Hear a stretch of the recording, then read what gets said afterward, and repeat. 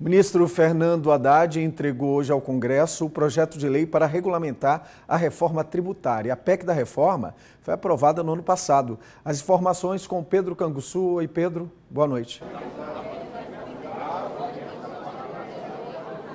Oi, Leal, muito boa noite a você e a todo mundo que nos acompanha aqui no Jornal Paranaíba. O ministro da Fazenda, Fernando Haddad, veio pessoalmente aqui à Câmara dos Deputados e entregou então uma cópia aí do projeto que regulamenta a reforma tributária ao presidente da Casa, Arthur Lira, com quem teve uma pequena reunião ali antes de conversar com a imprensa. Após essa reunião com Lira, Fernando Haddad atendeu a imprensa aqui no Salão Verde da Câmara dos Deputados e disse o seguinte, que propôs um sistema totalmente digital com uma alíquota mais razoável, em torno aí de 26,5%, sendo que a nossa atualmente está em 34%. Haddad também disse que não haverá cumulatividade nos impostos e que vários alimentos foram incluídos na cesta básica com tributação zerada. Esse texto que foi apresentado então ao presidente da Câmara dos Deputados, Arthur Lira, tem mais de 300 páginas e 500 artigos e a outra parte desse texto será entregue somente após o feriado, ou seja, na semana que vem,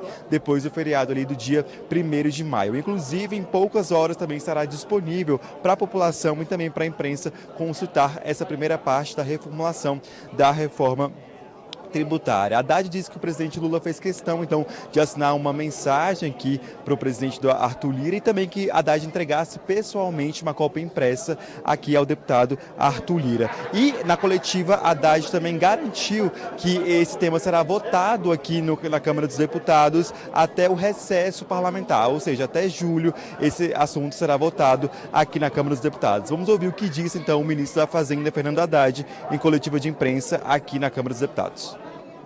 O conjunto de benefícios dessa reforma é inestimável. Há quem projete um impacto sobre o produto interno bruto entre 10% e 20%. É como se o nosso PIB crescesse 20%, diluído no tempo, em função do ganho de eficiência que a nossa economia terá. Então, não se trata de pouca coisa que está se fazendo aqui.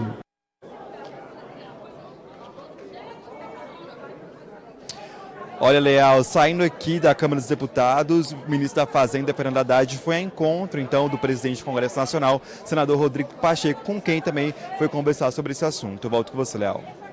Pedro, e o presidente do Congresso Nacional, Rodrigo Pacheco, ele informou hoje que a sessão conjunta para análise dos vetos presidenciais foi adiada, é isso?